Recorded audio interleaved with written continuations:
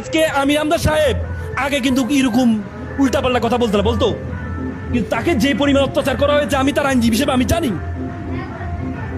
আমি জানি তার শরীরের 80% কিচ্ছু রাখে নাই, তার মাথায় কাজ করছে না তো, এই পরিমাণ অত্যাচার করা হয়েছে।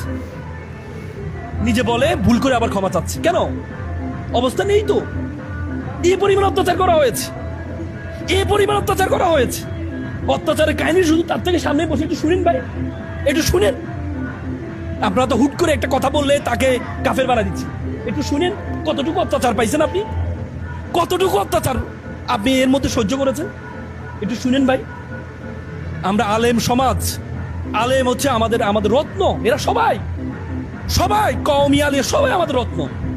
এদেরকে আমরা যদি সমালোচনা করি তাহলে একসময়, আমি আবারও বলছি, দ্বিতীয় হাসিনার জন্য আপনাদের অপেক্ষা করতে হবে। এই জন্য ফতুয়া দিয়েন না, এক জায়গায় বসে ফতুয়া দেওয়া দরকার নাই। আপনি হেফাজতের প্রধান হয়েছেন এই জন্য ফতুয়া দিয়ে দিবেন সব জায়গায়, না ভাই, এটা ইসলামের ঐক্য ধ্বংস করে দেবে, এটা করবে।